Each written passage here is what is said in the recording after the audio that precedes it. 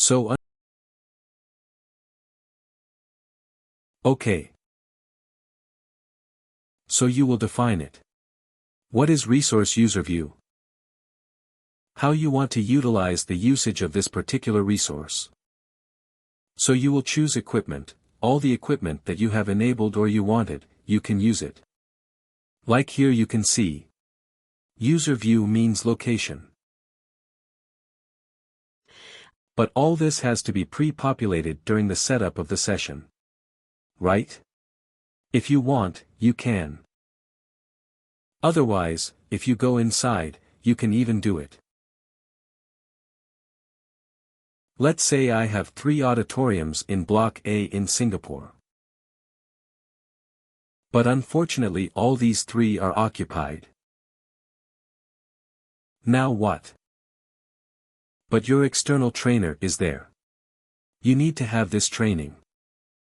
You said, okay, we have a cafeteria for this session. I'm going to book this cafeteria for less than 3 hours. Because I don't have any facility free right now. Okay, so what you will do? You will quickly go and create a small temporary facility and you will add that will go to the system directly. Got it.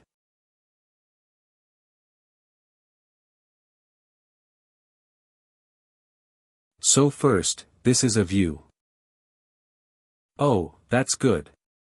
At least we can see something else. Now understand this concept. You cannot have 2 instructors at one time. Okay. Giving delivery to training. But let's say you are the main trainer. Yes, but there are people who also support. So like you cannot, of course, one person cannot go and deliver training for the entire day. Okay, what they do. Let's say, we distributed a few things among ourselves. Yes. Me and you. So you are covering most of the part. Meanwhile, small things on the major thing I am pitching in. Okay. So that's why we have second instructor. So how do we? Oh yeah. Yeah. That's interesting. Just like the instructor you add, you will go to the second instructor. That will be an optional. So if you go here, you will add second instructor to a time stop. You go to that class option.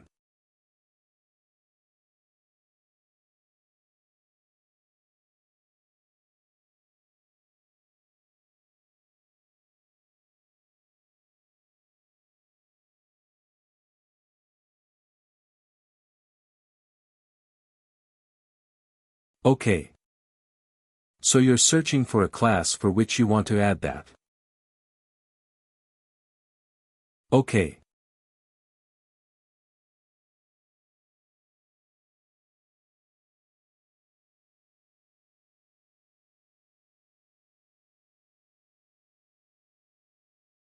I'm actually opening this item.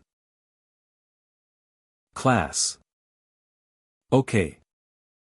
So you go agenda. Okay.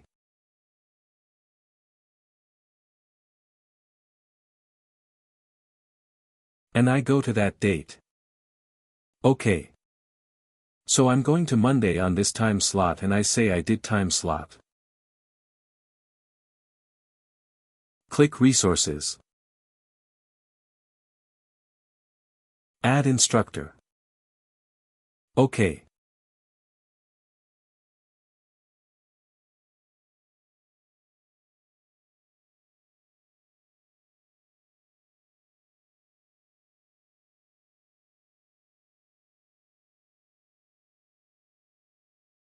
We click save. Also just add. So there's 2 instructors. Then okay. So we both are instructors. I like the first one you were assigned, and now, whenever I'm adding anybody else, it will be the secondary one. Simple. So okay, because the last part is sold out. So what I do is just click on the time slot and just add another instructor. Yeah. Okay. Got it.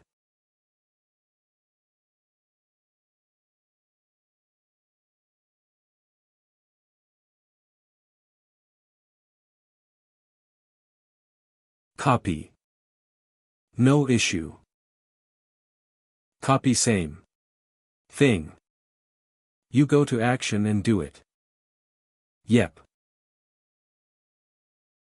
Mark attendance. Now click the market and the link in the main, More menu. To display the market attendance window, click the checkbox in the attendance column and enter any comments as necessary. I have 3 people. I don't know who. Let's say just Joshua and Luke. They attended it. I'll mark it and apply. Thank you. But this one is only for record purpose and it doesn't give them credit. I think correct. No, that will record purpose that you have attended this class and I marked your attendance. Sometimes what happens? System doesn't generate your certification. Okay. You are given by your HR team or training team, especially for the external instructors. They come and then give you, like, if you go, your company deliver SAP training, the organized SAP training. And now SAP will only give it to you if you have attended the entire session. And those sessions, these attendance are very much needed. Okay. Now one major report, which is very important, that is related to class, is class data. It returns detailed information about each class, including the ISO schedule, date schedule and everything. But it doesn't provide the employee's email right. Like who registered the email addresses for class data.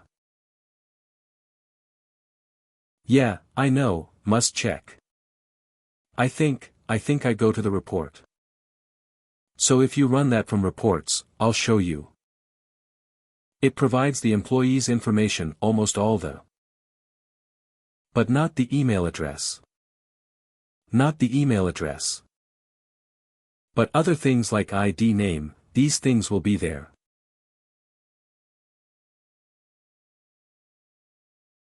Okay.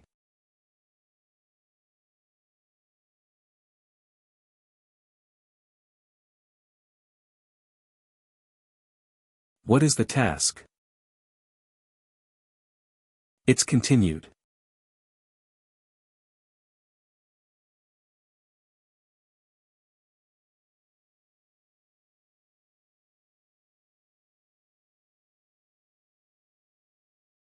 Okay, just click on it.